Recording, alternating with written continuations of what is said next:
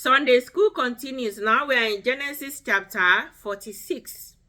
And in Genesis chapter 46, Jacob is going to move with his whole household to Egypt as Joseph and Pharaoh has demanded them to. So when we go through the chapter, we're going to see what is going to happen. So we begin in verse 1. So Israel set out with all that was his. And when he reached Beersheba, he offered sacrifices to the God of his father Isaac. So you see what Joseph did? He didn't leave just like that. He went to offer sacrifices to their forefathers. That was their practice. That was their belief. And God spoke to Israel in a vision at night and said, Jacob, Jacob, here I am, he replied. I am God, the God of your father. He said, do not be afraid to go down to Egypt, for I will make you into a great nation there. So you see, the Hebrew people or the Canaanites, they were godly people from the line of Abraham. Even though it was good news brought to Jacob to move down to Egypt in the time, of famine, there was famine in their land. They had to move to Egypt to buy food. Now he's going to go settle there, and his son is the governor, next in command to the king. That was great honor. But he didn't just go like that. He didn't just get excited and move on like that. He went to pay homage, offer sacrifices to their dead father, Isaac, and all their family line that have passed. And just after that, God appeared to him in his dream and gave him hope, not to be afraid, but to go. Because God is going to make them a great nation in the land of Egypt. So that was a good command and hope given to Jacob.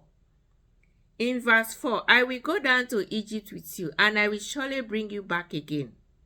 And Joseph's own hand will close your eyes. That is God still speaking to Jacob. I will go down with you, and I will be with you. And Joseph's own hands will close your eyes, meaning Joseph will bury him. He's going to pass away in Egypt because he was in his old age. And Joseph himself will cover your eyes to go to your ancestors. So Jacob and all his offspring went to Egypt, taking with them their livestock and the possessions they had acquired in Canaan. Jacob brought with him to Egypt his sons and grandsons, and his daughters and granddaughters, and all his offspring.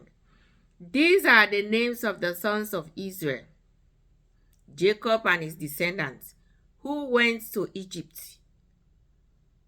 Mind you, in the Bible, in this chapter, Jacob is referred to as Israel. Jacob was his name. But when he got the encounter with the angel at the brook, his name was changed to Israel. So he had his name being referred to as Israel and Jacob. It's the same person. So in verse 8, these are the names of the sons of Israel, in bracket, Jacob and his descendants, who went to Egypt. The firstborn, Reuben, the firstborn of Jacob. The second, and they named the sons of Reuben. 1, 2, 3, 4 of them. The sons of Simeon. He too had his own sons from his Canaanite woman. And the sons of Levi. He too has his own son. The sons of Judah. He too has his own numerous sons. And the sons of Issachar. Sons of Zebulun. These were the sons of Leah, born to Jacob in Paddan Aram, besides his daughter Dinah, because Leah had one daughter who was Dinah. And these sons and daughters of his were 33 in all. So you see, the sons that came from Leah, including their own children they've been giving birth to, they said they were all 33 in number.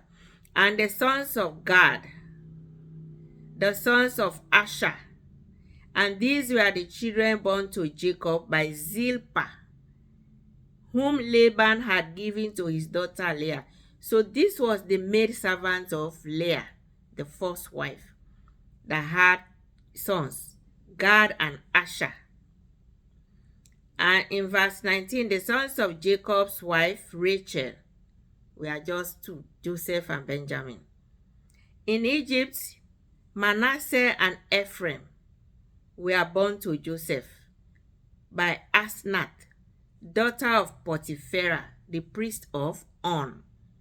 So Joseph married an Egyptian wife, a daughter of a priest, and gave birth to two sons, Manasseh and Ephraim.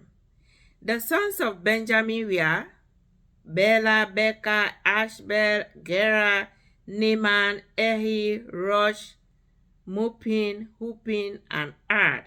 So if you count them in order, 1, 2, 3, 4, 5, 6, 7, 8, 9, 10. Benjamin, the last son. His eldest brother had just 2, and he had 10. These were the sons of Rachel who were born to Jacob, 14 in all. Because Rachel's 2 maidservants had sons for him, Dan and Naphtali. And they too have their own children. So these were the sons born to Jacob by Bilhah, whom Laban had given to his daughter Rachel, 7 in all. Naphtali and Dan had children, so they are all 7 in all. All those who went to Egypt with Jacob, those who were his direct descendants, not counting his sons' wives, they numbered 66 persons. That children that were born to Jacob and his grandchildren, those are the ones they number 66, excluding the daughters-in-law. With the 2 sons who had been born to Joseph in Egypt, the members of Joseph's family which went to Egypt were 70 in all. So they said, adding the 2 children from Joseph, including them all to those who came to Egypt with Jacob, were 70 in all. Then Joseph said to his brothers and his father's household, I will go up and speak to Pharaoh, and I will say to him, my brothers and my father's household, who were living in the land of Canaan, have come to me. The men are shepherds, they tend livestock, and they have brought along their flocks and herds and everything they own. When Pharaoh calls you in and asks what your occupation is, you should answer, your servants have tended livestock from our boyhood, just as our fathers did. Then you will be allowed to settle in the region of Goshen, for all shepherds are detestable to Egyptians. So you see, Joseph went ahead to talk to his people. What response they will give to Pharaoh if he asks them what their occupation is? They should tell him they have been taking care of livestock, all animals. They've been taking care of them since their childhood. And they know. He said this to them because the Egyptians detest shepherds. I don't know the reason, but that was what Joseph told his brothers. That they should tell Pharaoh they have been taking care of livestock, not only sheep, because whoever takes care of sheep is a shepherd. So I don't know why the Egyptians detest shepherds. They know best. But at that time, That was what was in the land. So Joseph went ahead to, put them in the right track so that they will not detest them. That was why he was telling them all this. How to, carry themselves in the presence of Pharaoh, what responses, appropriate responses they should give to Pharaoh.